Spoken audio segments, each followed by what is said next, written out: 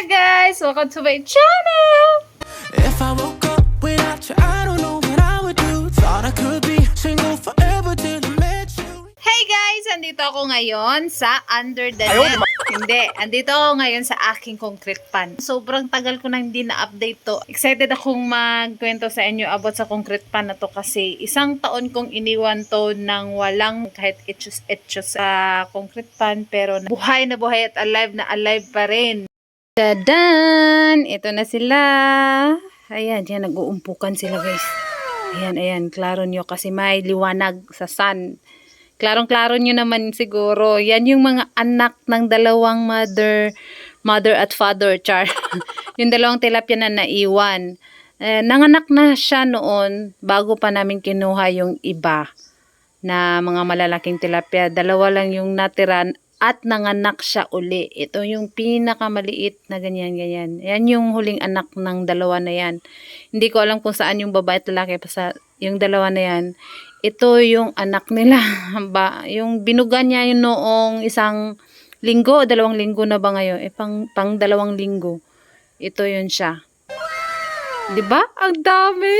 Lumalaki na sila.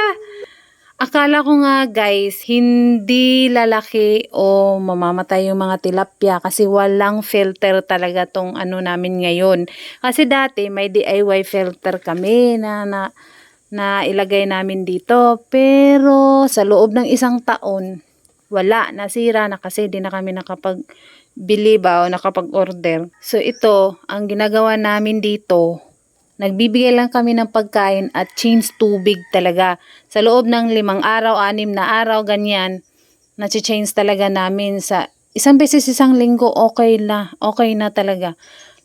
Pero, ang disadvantage, pag umuulan, kailangan mo talagang i-change yan after ulan. Lalo na kung laging umuulan, na lagi naming i-change kasi parang natutoxic sila sa tubig ulan. Kasi na-try namin nung marami-rami pa sila, yung meron pang mga malalaki. Tuwing umuulan, parang nanghihina sila after 2 days, ganyan. Tapos di namin na-change yung tubig. Tapos nung naalis na ako, na si Papa na nag-alaga nito, sa loob nga ng 1 taon, ito yung naiwan na mga kasi yung mga ibang tilapia, kinain na yung mga malalaki. Ito mga anak na to eh.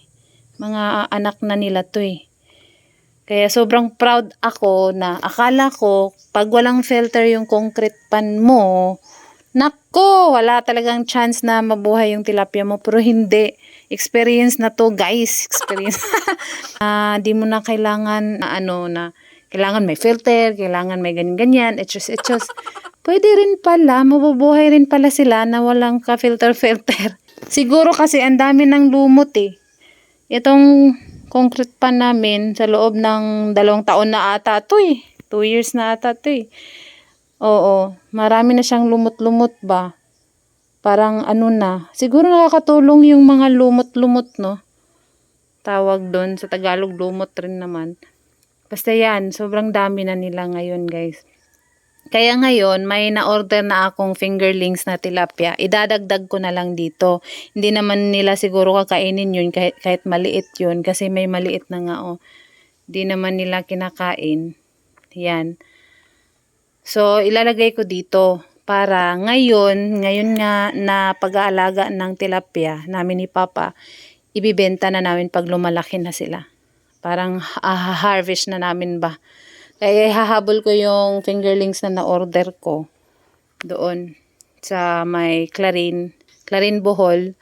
Doon kami nag-order nagpa-booking na kami. Di pa namin kinuha kasi di ko pa na-ready tong kasi plano ko lagyan to ng net yung doon banda o dito man banda kasi baka natakot ako baka kainin ng mga malalaki yung pinakamaliliit na ilagay ko. Try ko lang kung malagyan ko ng net. Ito, nilagyan namin to ng net kasi yung parang di makapasok masyado yung mga dahon na ganyan. Dahon ng langkayan eh. Kasi hindi pwede malantayan dyan. Pero hindi naman yan malalanta kasi nililinisan nga namin yan lagi. Sabihin nyo na nakakapagod mag-change ng tubig, hindi naman. Kasi parang nasa puso mo ba na mag-alaga ng tilapia. Hindi ka napapagod, lalo na kung nakikita mo yung ganyan, na may anak na sila, ganyan, lumalaki na. Ay! Ang sarap sa feelings talaga. Walang filter. Tapos, ito pa, isang tip. Huwag mong punuin yung concrete pan mo, lalo na kung kunti lang sila o maliit pa sila. Ganito lang kami maglagay ng na-experience na namin sa loob ng halos 2 taon na nag-aalaga kami nitong concrete pan na to. Yung parang hindi talaga siya mapupunuin ba. Ganyan. Hindi na namin pinupuno. Kasi nung una, kapag pinupuno namin tong concrete pan, parang na sila ba, yung pag naglalangoy sila, napapagod sila, na-stress sila kasi sobrang lalim ng tubig. 'Di ba gusto ng mga isda, yung ganyan lang sila ba? Oh. Parang nakapagtayo sila dyan sa baba. Yung sila ng hangin, bubuga ba ng hangin? Ba yan? Hindi na ako marunong magsalita. Parang pupunta sila sa ibaba, tapos pag gusto silang mag-rest, pupunta sila sa ilalim. Maganda na hindi siya puno, hindi siya malalim yung tubig, para di sila ma-stress sa paglalangoy. May nakapagsabi kasi sa akin yan doon sa yung tagabantay sa BFAR dyan, sa Clarin, Bohol. O yan yung sabi niya, wag mong punuin yung concrete pan mo. Kahit hanggang tuhod lang. Ito, hindi naman to hanggang tuhod Maliit lang. Pero ang advantage kasi, nasa bahay lang siya, hindi mainit, hindi maiinitan yung tubig. Kaya okay lang na ganyan. Kasi ang tendency din, kapag nasa labas yung concrete pan mo, at sobrang init, tapos ganito yung tubig, baka uminit yung tubig, at ayun, mawalan sila ng hininga, ma-stress sila. Yun siguro yung tip ko sa inyo. Basta ang saya-saya ko lang talaga ngayon. Sobrang dami na nila. Ihawi na rin yung mother tilapia namin kasi pagkakitaan na namin to ngayon. At least may experience na kami paano palakihin yung tilapia kahit walang filter. Pero nagplano akong bumili ng filter kapag dumami na siguro sila. Baka di na kayanin yung change tubig lang. Ganyan. Kaya siguro update ko kayo sa susunod talaga. Promise, isi-share ko sa inyo kung anong experience ko sa pag-aalaga ng tilapia, may filter man o wala. Tapos, nilalagyan namin to ng hollow block. Ito pala nilalagyan namin ng hollow block para doon sila makapagpasok. 'Di ba gusto nila papasok sa ilalim, ganyan, parang magtatago. Hollow block kasi maganda kasi may butas siya sa gitna. Parang makapaglaro sila, ganyan ba? Ganito lang kami mag-alaga ng tilapia namin. At try natin kung kikita ba tayo nito. Kasi pagkakitaan na namin to ngayon. Kasi kailangan na talaga, wala na talagang income. Hanap tayo ng income. Niligo ako ni Titi ng alikabok sa Kahoy, ang dami sa ulo ko. Maliligo na lang tayo mamaya. Pero ang dumi pa ng paligid namin dito, guys. Yan, dami ko pang project na gagawin dito sa bahay ni Papa kasi hindi naman niya ginagamit yung area.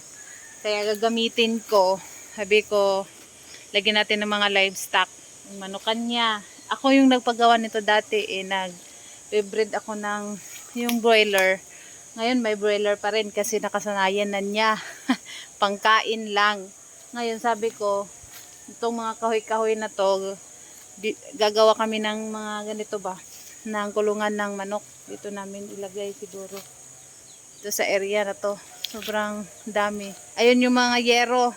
Yero yan. Galing dito sa kahoy ni Papa. Nawala na, nasira na kasi walang gumagawa. Ako na lang nag-aano. Kaya yan. Yan yung magiging pahay, kulungan ng aking inahing baboy. Saka yung fish pan. I-update ko kayo kung kasi gusto ko ng kung pagkakitaan yan. Ayan. So, yun lang. Yun lang, guys. See you next time. Ang dami kasi Bye-bye na.